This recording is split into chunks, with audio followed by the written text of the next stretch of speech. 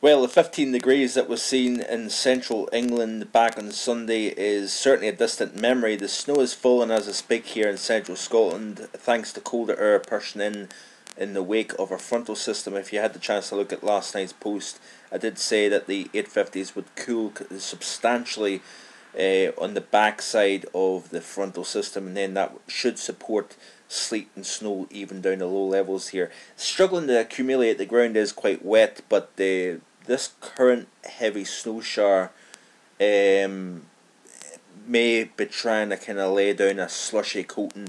So we're going to kind of see that coming and going through the course of today. Certainly feeling nippy in that wind, and that is the theme as we go through the next week or so here, generally speaking.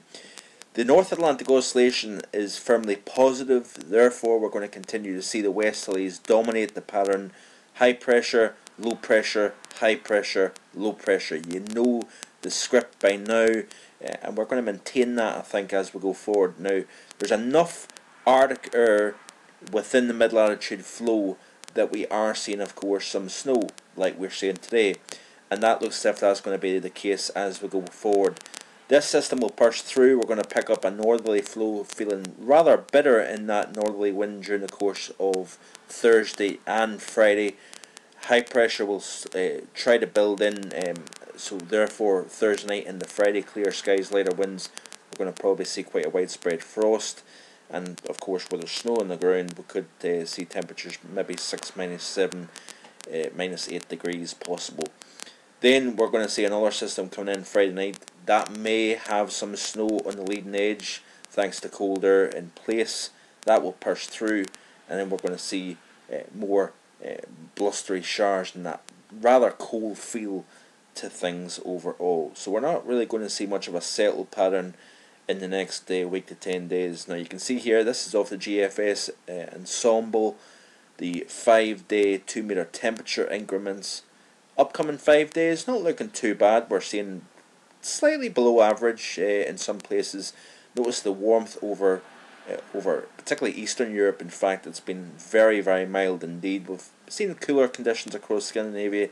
January overall has been colder than normal across Scotland, but warmer than normal across the southern half of the British Isles. But you can see here as we skip out to the 6 to 10, the colder theme becomes a little bit more dominant here, if you notice, but we're still holding on to that westerly influence here, so we're not going to see so much of a kind of slowdown in the upper atmosphere, a change over to a blocky pattern. I think we're going to maintain this overall theme, and even the 11 to 15 day, you can still see that the GFS ensemble continues to hold on to that cooler than normal theme. That's really because the Arctic Oscillation is going slightly negative once again. It has been positive.